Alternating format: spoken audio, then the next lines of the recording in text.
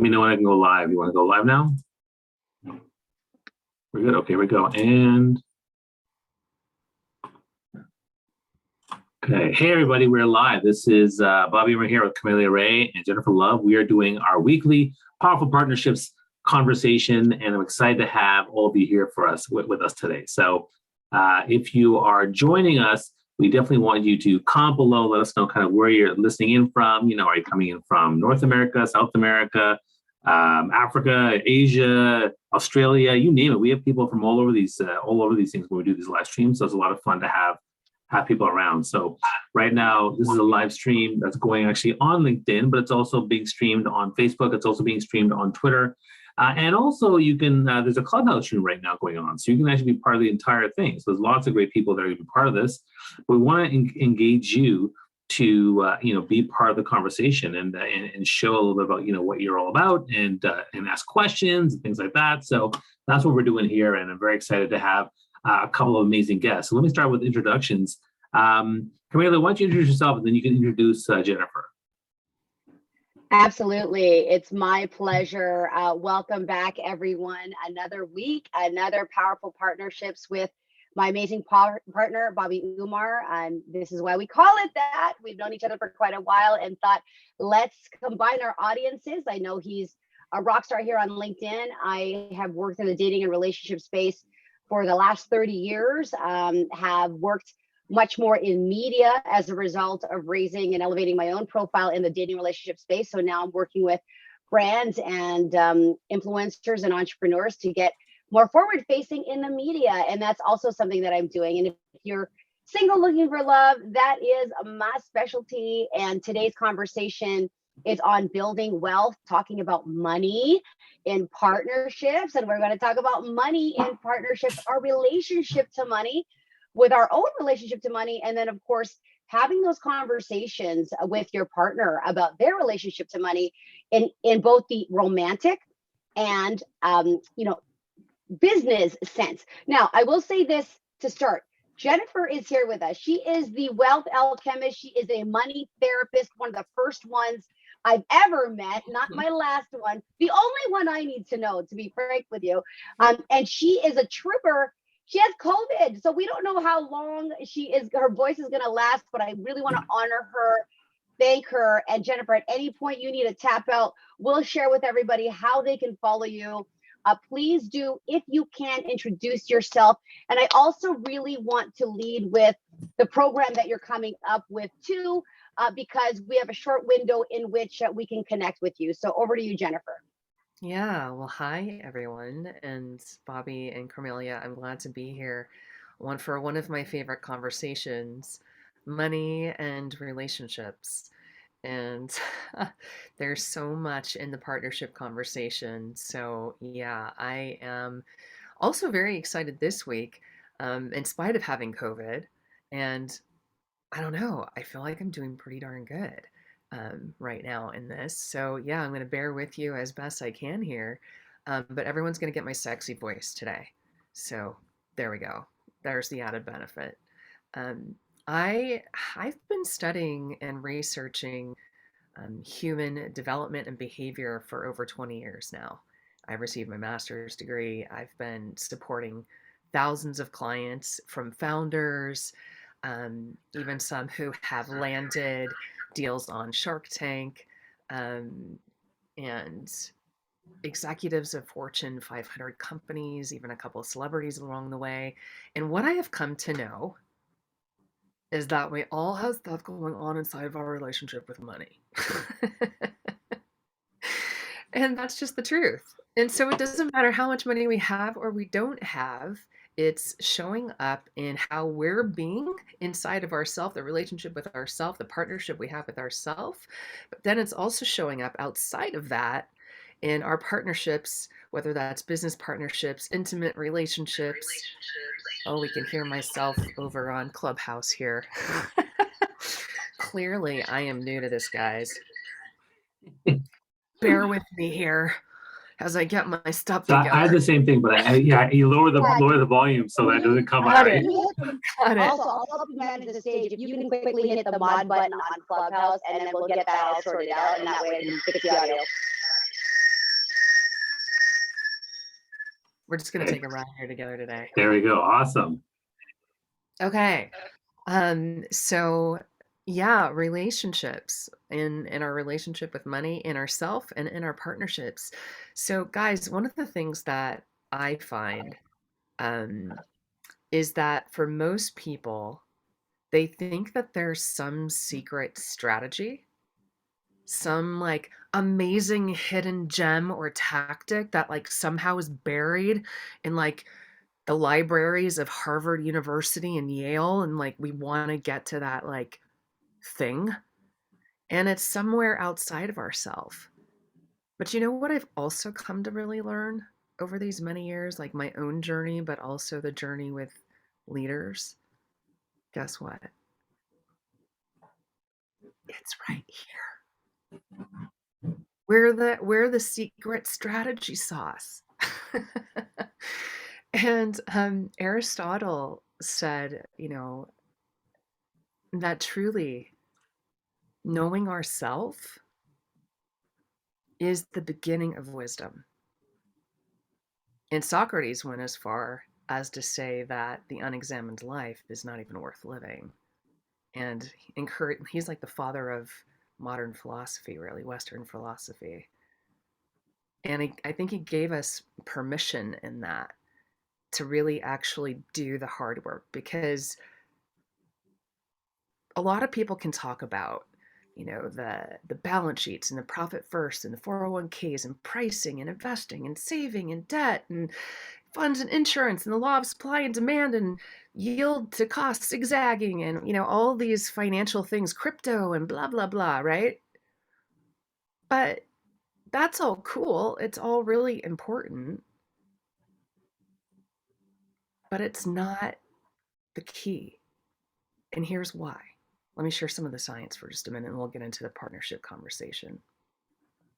90% of all of our financial decisions are made based on our emotions. You heard me right. Only 10% of our financial decisions are being made based on our logic and our analysis. So when it comes to our relationship with money, guess what? We better know ourselves.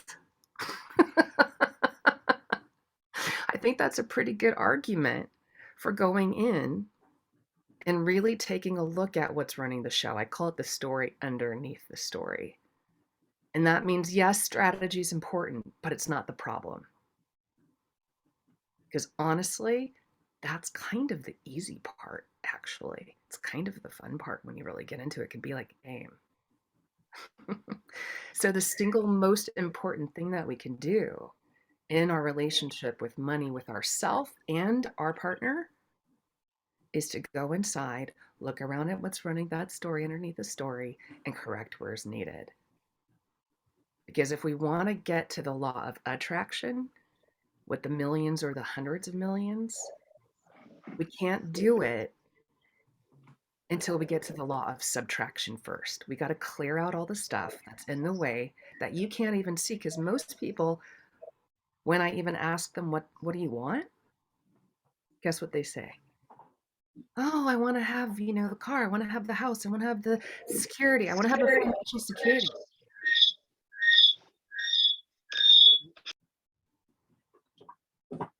But when I ask them what they need, what do you need? What do you think most people say? I don't know. I don't know what I need. And if you don't know what you need, how can you possibly know what you want? It's foundational. And so I'll just kind of jump off the platform from there and let you guys roll, because that was just a lot of download there. Yeah, thanks so much for that, Jennifer. Really appreciate you be part of this conversation. We do this every week at 2 p.m. Eastern, called Powerful Partnerships with Camelia Ray and myself, and we bring in guests to share this whole, whether it's partnerships or relationships, I think that's an important, discussion. And, I will introduce myself. I'm Bobby Umar. I'm a professional speaker by trade. For the past 17 years, I've traveled around the world across 4 continents, delivered 1,000 keynotes and workshops, mostly on leadership and soft skill leadership. But I became known for as the networking authentic connection guy. Then I became known as the personal branding guy for alignment and focus and clarity. And now I'm more of a digital marketing, digital networking influence guy across LinkedIn, Twitter, and now Clubhouse. And so I talk a little bit of personal branding and social audio and social influence, and then how to build a thought leadership brand. But I will be very frank and say that money mindset comes up all the time, even for myself, whether I'm working with clients or whether I'm working for myself. I remember when I first started my job as speaking, the first question, what do I charge? Right. And it just became like this big, long conversation of what I charge. And even now, having done it for 17 years, obviously I'm more sure of myself when it comes to, okay, this is what the price is, this is what the price is. Sometimes though, you're like, oh, should I say this? I may, maybe this client will be thrown off or whatever. And you sometimes throw that, and like even 17 years later, I still sometimes hesitate or I'm not sure. But that's rare when it comes to speaking because I've done it for so long. Whereas something that's more new for me, I also do coaching, which I've only been doing for 3-4 years, and I don't have as many clients like I did with speaking. So for that, when I ask people, I definitely have this hang of a what I say. Do I go too high? Am I going too low? Whether I'm doing a workshop. And so for me, it becomes something it's always there, and I think it's human, it's understandable, but learning how to navigate that and deal with that, I think that's why it's great to understand and maybe to see it as a partnership per se. And I kind of love what you said about that. I just want to chime in on the piece that you had shared. When you ask people, what do you want? And the common response, Jennifer, is that they don't know what they want, right? So you being the money therapist, and I'm sitting on the money couch right now. I'm on the therapist of money couch, and I'm literally on the couch. What are the things that I should be saying? I know there's no right or wrong, but if you're asking me this question, and let's say that my natural answer to that, if you ask me this question, is I want my kids, I want to be happy, whatever that happy looks like. I want to be healthy. I want my children, who there are 3 of them, to be able to live a comfortable life in gratitude. I want them to be contributing members of society. And as their mother, I want to be able to provide them, a certain lifestyle and ability that they don't have to hear no all the time. When I was growing up as a child, and sometimes I don't know if that's good or bad, right, Jennifer? Because as a child, growing up from an immigrant family, seeing 2 parents work really, really hard, and me relating to hard work as a means to, you work hard, you make money, you buy a house, you do these things in steps. That I was taught certain things about money, and yet you walk into a different household, those people in that household with those beliefs are going to have a different relationship with money, right? So I myself, I can't wait to go through the Caterpillar series, because my own relationship with money I am discovering at almost 50 years of age, right? I'm about to turn 50, Friday is my birthday. So yeah, I just would like to turn it back to what should I be thinking about when you're asking me, what do I want? Because sometimes there's things I want, and there's things that I want in my environment, and there's things that I want in my children. I want a lot of things, right? I want a lot of things. And I know that for me, money is a vehicle or a tool to help me get the things I want, right? And yet, I don't want to be hostage to this pursuit of money, because I want to be able to make enough money that at some point I'm like, this is good. I'm happy. I don't need much more, right? So I just like to turn it back to you on that. Very long-winded answer. Yeah, beautiful, Carmelia. So I heard a lot of the wants of what you want for your children. I didn't hear one thing in that about what you wanted for yourself. And here's what I would get to underneath that, even with your children. There's a why in it. So we say we want something, but why? let's drop down 10 layers into the why of that to really get to the heart of what it is that you want, which will really point us also to what we need in that. And when we're thinking about the question of happiness, happiness doesn't come from money. Happiness, I mean, we hear this, but do we actually emotionally connect with what that really means? Because again, for me, I'm seeing that for so many of us, when we think of safety, and safety is a big one for us women, especially. I mean, for all of us, but for us women, especially women with kids, forget about it. Like safety is huge, right? But what's underneath that? And where do we really get safety from? Now, I'm going out on some skinny branches right now. So if everyone can just walk with me gently, like let's not shake the tree because, it might fall. So just hang in here with me in this, okay? Because security doesn't come from money either. Where does security and safety actually come from? I'm going to go back to where I started in the beginning.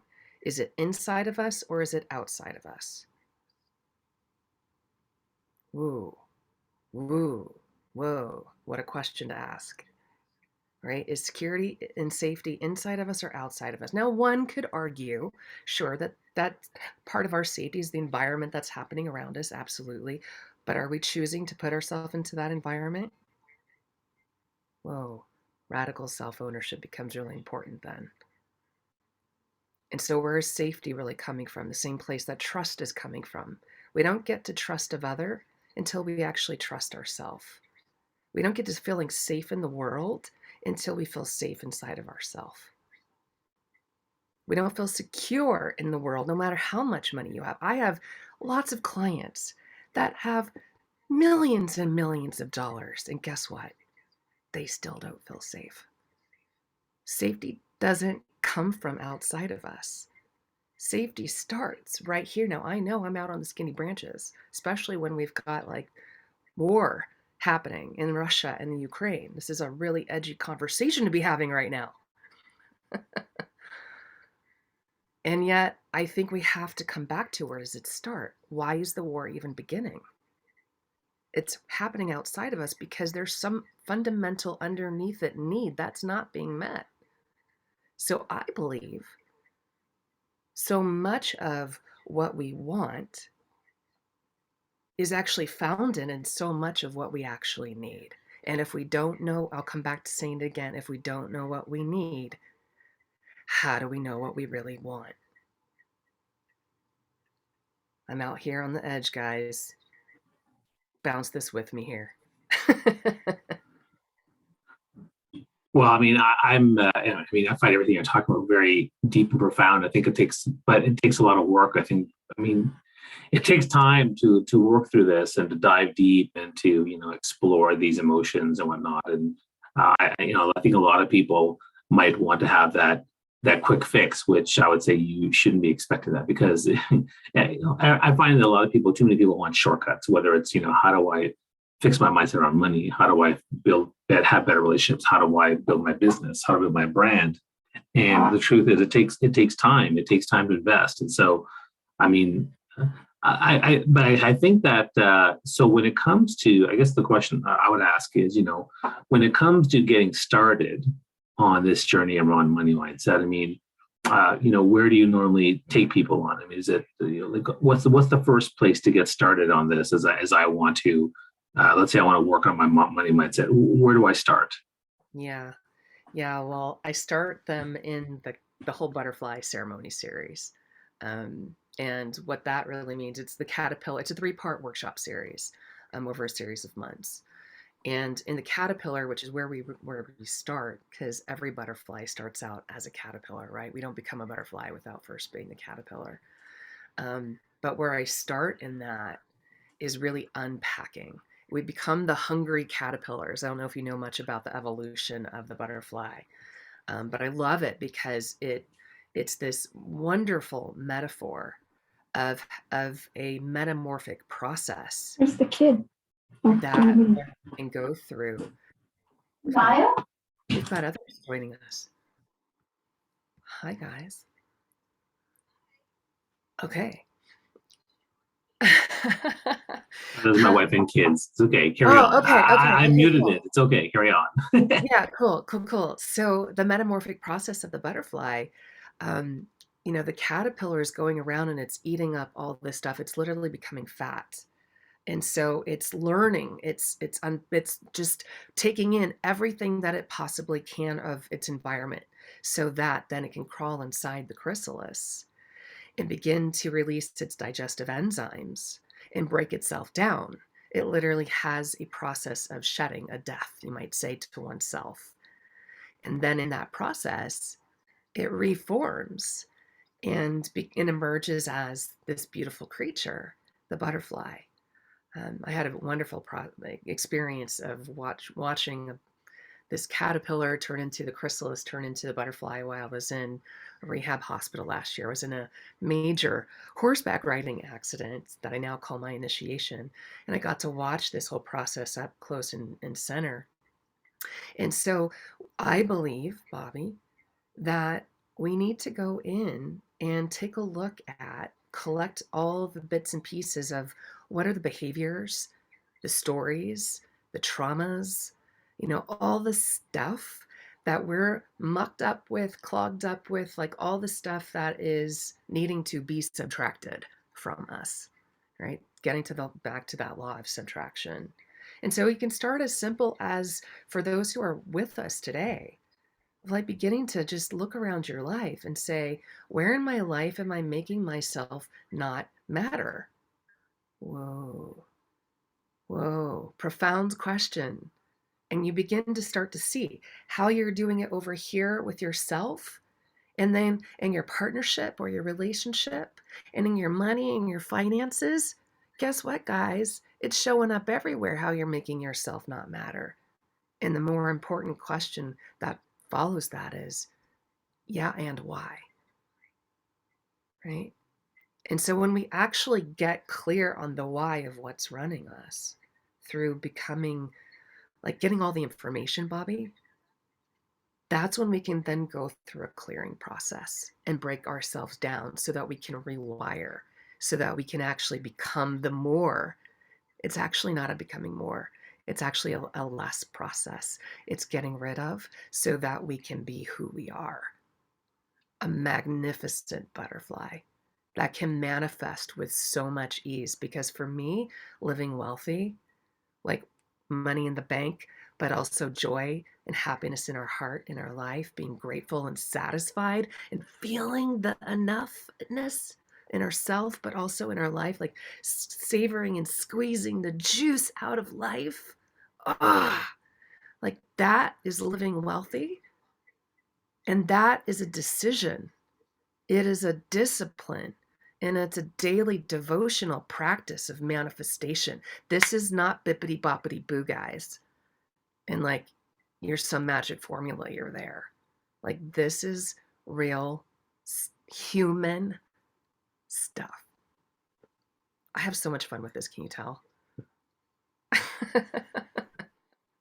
So much. And thank you. I mean, 25 minutes flew by. So I want to just ask a tactical question because it seems as if, there's a lot of introspection, as you said. Our relationship with money and our partner begins with our relationship with money, my relationship with money, right? So for people who are dating or newly dating, if they've not done the work, but they or maybe they've done some work, not necessarily your work, how would you enter a money conversation with your partner? And is there some test or some set of questions that we can ask so that we can tell, hey, are we on the same page?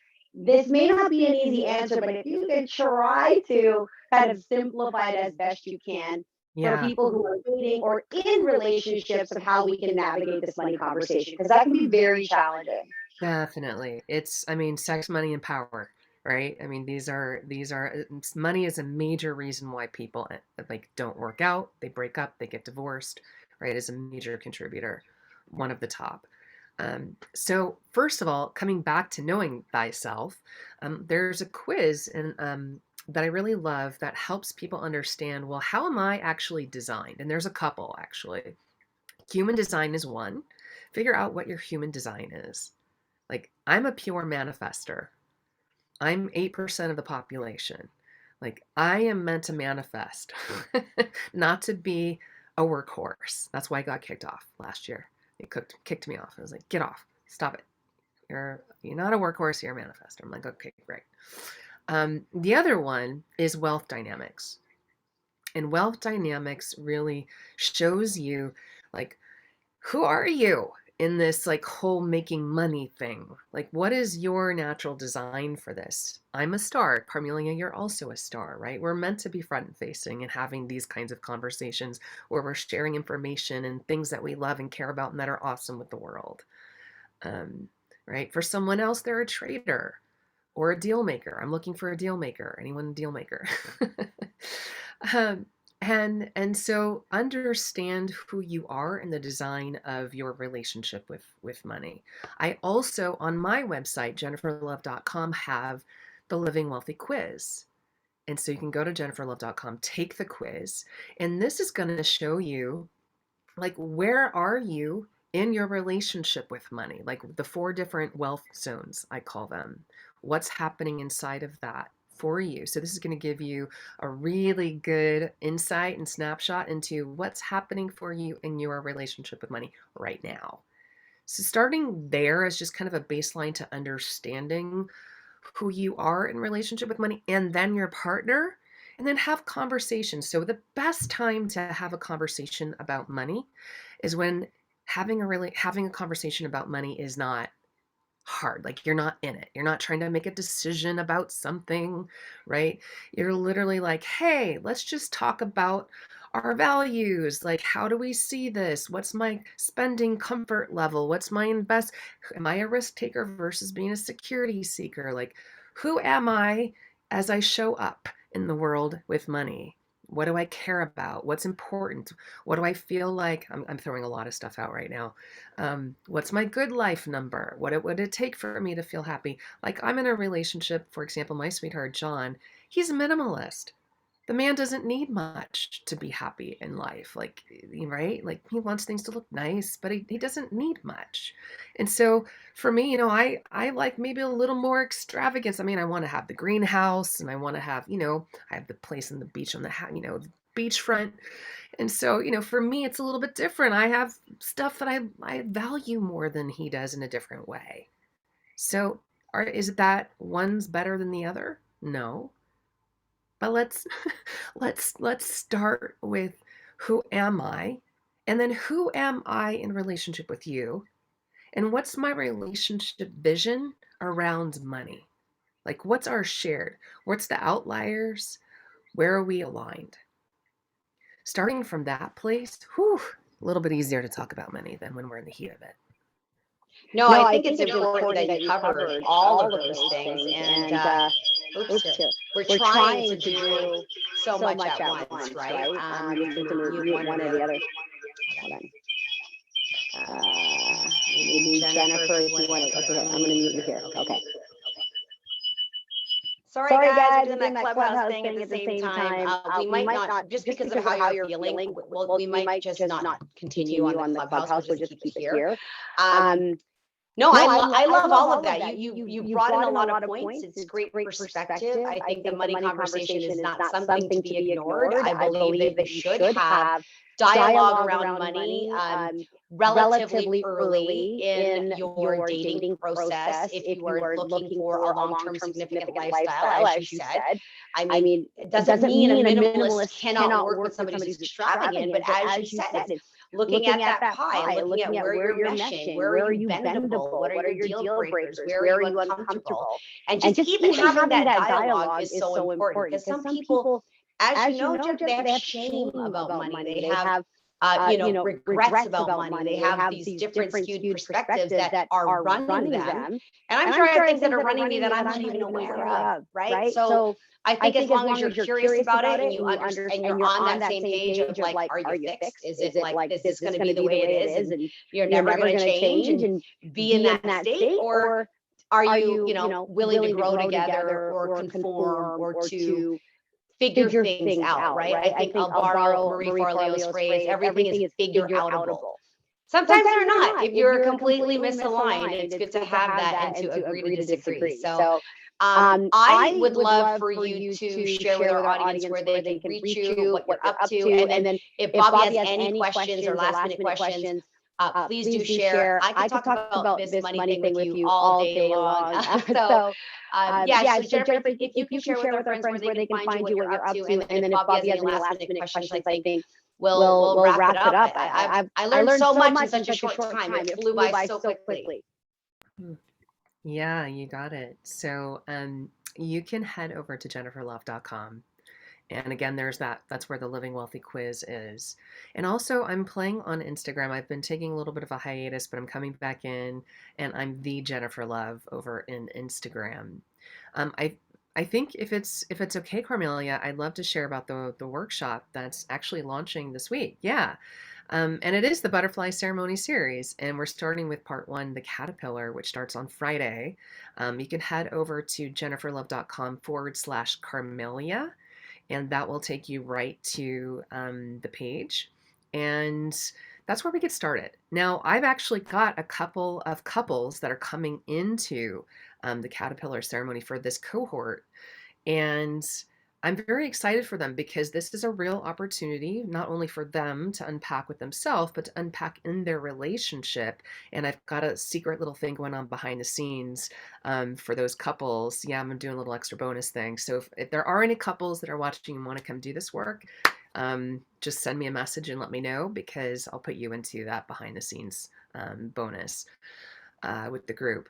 But this is a time, I think, more than ever, when we're really in a whole transformation with what's going on in digital currency and the wild, wild west of that. and just the change in what's happening in the world. Like the best thing that we can do to save ourselves is to go in to do this work so that we understand how we want to be in a relationship with wealth and money, not only for ourselves, but with our partner. And then from there, grow the millions. And that's what happens for my clients, guys. It ends up being the cherry on top, but really it's that they end up freeing themselves from the inside out, financially and emotionally. And what's better than that?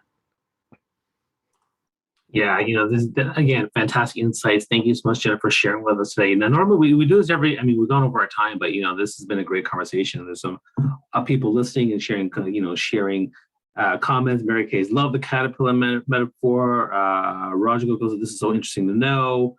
Karen says, yes, squeezing the juice out of life. Love it. And there's one question that's come up, which if I can ask, and then we'll go to, and maybe we take that conversation to Clubhouse, but the conversation is, what would be your advice to someone who's in their 20s in order to get on top of their financials? Well, I'm going to come back with where I've been starting, and that's to know yourself. That's the best place to start. But beyond that, I think what I'm hearing in that is a tactical request. And so begin to start saving and investing now. Like max out that IRA, or this SEP, or if you're, working for a person, the 401k, like max these things out and use these tools, because there's a really fun way to figure out how to double your money and how it will. So you take the dollar amount, okay, divide it by 72, and that's what you're going to get, and how many years it will take you to actually double that money with the interest rate, right? So take the interest rate, divide it by 72, and that's how many years it will take you to double your money. Pretty cool. So for the 20-year-old, know yourself and start investing and saving now, because within 5 years, you could depending, like, let's say it's like a 14% interest, you could be doubling your money. So thank you for sharing that. It's pretty amazing how quickly we can grow this when we do it. Oh, thank you for sharing that, Jennifer. It's been really great to have you in our conversation. Now, if you are part of this conversation, you have other questions, you can comment below on LinkedIn, you can share on Facebook, you can tweet us and tag us to get answers from us, and maybe we can also respond, because there will be a replay available across all the different platforms. And Carmela will probably share this on her own LinkedIn page as well, so you'll be able to ask those questions. But if you want to come up on live now and talk about this, we're going to move the conversation to Clubhouse, and you can join us there and get up on stage and and have your voice shared too. So thanks everyone for being here and part of the live stream. Now let's move it over to the Clubhouse room, and we'll continue the conversation with. Thank you so much. Thanks, Carmela. Thanks, Jennifer, and thanks everybody for being here. So long.